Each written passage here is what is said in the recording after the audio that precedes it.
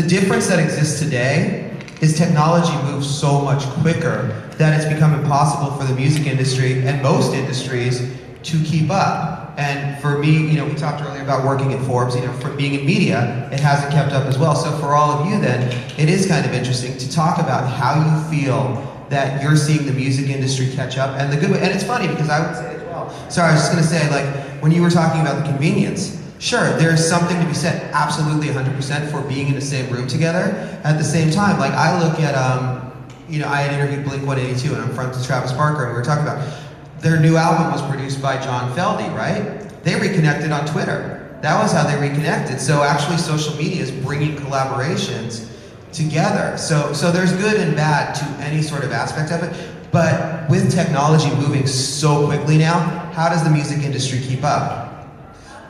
You know, I'm gonna go against the grain of everybody. That's okay, I'm the black sheep.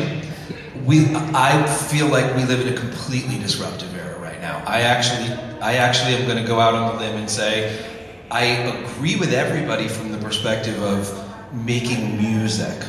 I disagree with everybody from the perspective of the consumption model, okay? We live in an era right now where young people who are our audience to buy all of the music, to consume the music we're making, are not growing up in a music era. They're growing up in a video game era, they're growing up in a social media era. Those are the two things that drive this era, okay? And let me just paint a picture for you for 1 second so it's super clear. Think of video games in 1975. It was 2 bars, they were green, and a ball going back and forth. Boop, boop, boop. And we sat in front of it for hours. It was awesome, right? You ever watch a video game now? Anybody have kids? See what they're doing on a video? You can't even tell whether they're watching a movie or they're playing a game. Not only do they do that, they're talking to their friends through it, they're listening to music through it, they're creating an entire social realm through it, and they're spending tons of money on it. They spend money on the game, they also spend money on constantly spending money on purchasing things to create experience. Now, let's look at music from 1975 to now. What have we done differently like the way the gaming industry is done to keep young people engaged, to keep them consuming and buying, and I mean, if you look at the finances of the gaming industry, there's no comparison to the music industry. So what have we done? How can we take it upon ourselves to make music engaging for the modern audience, not the audience from when it was selling a lot of records, but this audience who functions through social media and through experience and interaction. That's my perspective on it. That's one. And two, I think we also have to realize that we live in an era where young people, little guys and little girls, they don't look at stars like a Trisha Yearwood and think, I'm gonna work for 20 years right now to be that good. I wanna sing like her. That's how we grew up. Now they look at YouTube people, and those people get, YouTube influencers and people with 50, 40, 30 million followers. It happens almost overnight. So regardless of whether that's good, bad, real, ugly, whatever it is, it doesn't matter. They see that as the path to success. I can be famous tomorrow. All I have to do is get a bunch of people to like what I do instantly right now. That's a very different mentality than I'm gonna learn the craft of making music really well and dedicate my life and my finances and my every day of my time to it.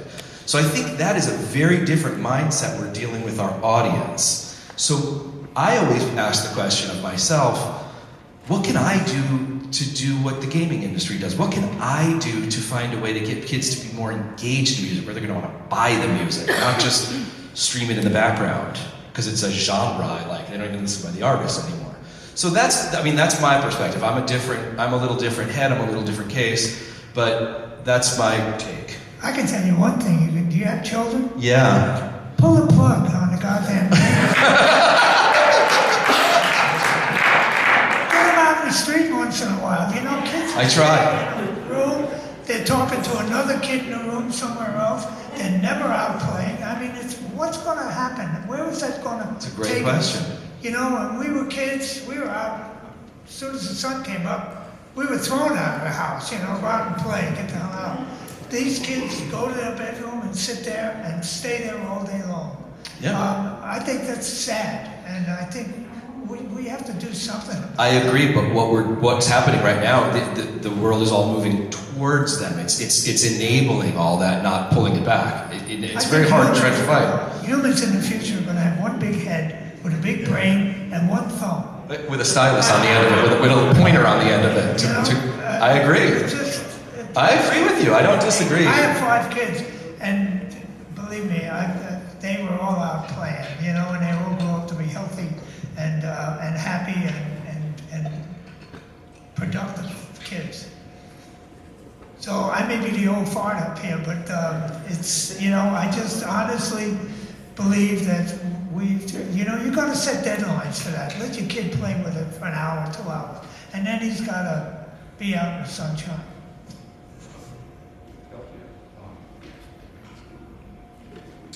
Hey, first off, all you guys are living legends. So I'm 26. I spent about the past 5 to 6 years studying to be an audio, recording, mixing engineer. And I agree, I grew up in that disruptive era of online streaming and MP3s and everything. I interned at Fantasy Studios in Berkeley for about 10 months, and from there I just fell in love with things like Analog Summit and Ribbon Mix and Tube Pre's. But I know that's not, Bobby, I read your recording engineer's handbook front and back. I understand it's not, maybe cost efficient to multi-track on an API, console in a, studio with maybe a lot of overhead. But I want to get into that world, and I, as a fairly young person, still appreciate the sound of, artists being in the same room together, analog. So you're the one. I'm trying to be, but everybody's telling me, like you were saying, it's more convenient to track in separate places, and it's, cheaper to have plugins, and plugins are great, I use them. So is there still room for how it used to be? Because I feel like I kind of came into it right when it's sort of changing, but I want to go back to how it used to be. Can I, and if so, how can I do that? Can I say something about that? Yeah. I think the idea of disruption has changed today than it was not that long ago. It was at one time where the shifts were so clear that this is a better way to do it than the previous way that we did it. So let's all go this way. I think today disruption is different. There are so many changes in so many directions that it's more like there are a lot more options available. And anything that used to be is still a tool that you can work with. If I may point out another thing, that are you an AES member by chance? No, I'm not yet. Well, I would recommend that you consider doing that, because among other things, and the reason I say that is because you already have expressed an interest in, learning the history and, why things today are emulations of the good things that we had created, worked to make records with in the past. It's tough, I think, for young people to learn the craft of record making and production, engineering, and all those good things on the internet all alone. And one good thing that AES will do is that, like we're in Los Angeles, and the local chapter there, every month we have a presentation that's open to the public, costs you nothing, you don't have to be a member, but you come, you learn from people who have oodles and oodles of experience, in this specialty or that. It's all on the web, where you can find out what's going on each month, and months in advance. But to sit at the feet of somebody who is an expert who spent thousands of hours learning the craft that you want to know something about, it's indispensable, I think. Like I was fortunate, I grew up where I got to work every day at Capitol Records for years, and I got to see people like Schmitt. I'm sorry? Well, the dream, unfortunately, has pretty much gone. There's not that many studios where you can learn the craft by sitting at the feet of someone who every day does amazing things right in front of you. And you can pick and choose what you see that works for you with the style of music you want to be working with and so forth, right? But Anyway, I just want to put in my 2 cents about AES being a very worthwhile thing. That's true. It's absolutely true, Pete. Not to discourage you, though, about commercial studios, I think a path that gets overlooked sometimes is there's a lot of assistant jobs with producers that are working in their home studios. That's a good stepping point from there, a good point, jumping off point. And since there's so many people that are doing that these days, that's a good way to really grow a business, and especially somebody that has some hits and is hot in the business, that'll get you going pretty fast. Now, how do you do that? It's easier said than done, that's true. But if you put yourself out there, go where musicians are, go to, like here, go to every single event that you can that has people that you want to meet. That's, you got to network, That's such an interesting point, though, and it's playing devil's advocate. It's funny because as you're talking about it, and I'll put this to the panel, because we're talking about music and disruptive technology, and yet what you're saying, it's no different than it was 60 years ago or 100 years ago, which is like you're saying, be in the same room as the right people. It's all based on the connections and making those relationships. So for each of you, I'm sure people would very much like to know, talk a little bit about how you make those relationships, how you made them then, and also, again, when it comes to, I hate the term networking, I can't stand that term. You're trying to build relationships with people. It's not about networking implies what you can do for them and what they can do for you. So, but for you guys, and I'm sure everyone in here would like to know, how do you build those relationships in an organic way? And how did you guys all do that? Because I don't think that's any different 50 years ago than it is today. Well, I do it by going in the studio, talking to musicians, becoming friends with them, find out what they're into, ask about their kids. So it's a relationship. They trust me, I trust them, and work together that way. I think you have to be able to not only learn from the musicians you're working with, but also be able to give back to them the things that make their job so easier, a lot easier. And the same with people who come in and just want to observe, to try to explain what's going on and show what's happening and what the process is of making a record. It's always good. It's better to be nice than it is to be an ass. That's true. And you get more people on your side, more people asking you questions, and more people you can learn from. I think that's pretty much it for me. So you said that would be a dream. So here's what I would say to you. What you should be doing is making your dream. Make a dream. So if you're a creative person, right, you can look at anything through that kind of lens. So let me make it a realistic view of what, for me. If we harken back to some of the early area of what you're talking about, record studios or certain environments were attractive because they had something that someone else didn't. So Capitol was very famous because they had these echo chambers and they would attract people to go there. For instance, as an example. So I primarily work at a place called United or Ocean Way. Right? You might know it as one of those. But I also built a home studio, making my dream, meaning, hey, I want to make an environment that makes sense for today. So are people listening to records in a dead room? No.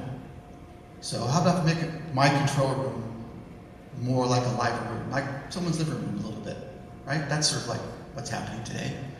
Okay, now how do I combine that with the old school stuff? Well, why don't I spend a lot of time creating my own stereo bus?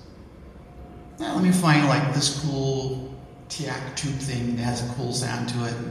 Maybe it has a 1073 on it, maybe it doesn't. Maybe I do this, maybe I do that. Oh, I make my own summer that's analog, and I combine it with this and that, and I make a sound. Like Neve had a sound, API had a sound, SSL had a sound. Certain studios had a sound, RCA, these different studios had sounds, and you went there. That doesn't have to be dead. It's just the new creative brain goes, well, how do I do it today? What's my version of that? So it's constantly taking your creative mind and making your own dream. And realizing that you have everything it takes inside you, right? Because Oz never gave the Tin Man anything he didn't already have. It's already in you. So you realize your dream, like, this is what I want to do. Okay, go do it. That stuff, that's been done. That's the old stuff. What's the new way? What's the cool way? What's the psychology of record making? Because we're kind of bouncing around, we're talking about distribution. You know, we get streaming, that's underneath the distribution lane. And it can be confused with how things are created, or how people listen to things. Technology only just drives what we create.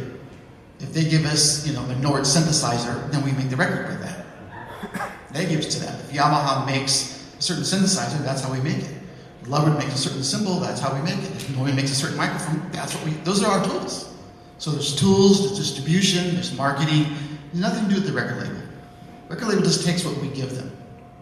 So you gotta look at psychology of record making. What do I want to do with my life? How do I want to do it? I have the power inside me. How do I make my own capital? How do I become the leader? That's the game. That stuff's already been done. That's how I see it. I agree with Jack. You have to make yourself useful, and one way to do it is develop yourself as an expert in something where there's a need, and then people call on you to do that one thing.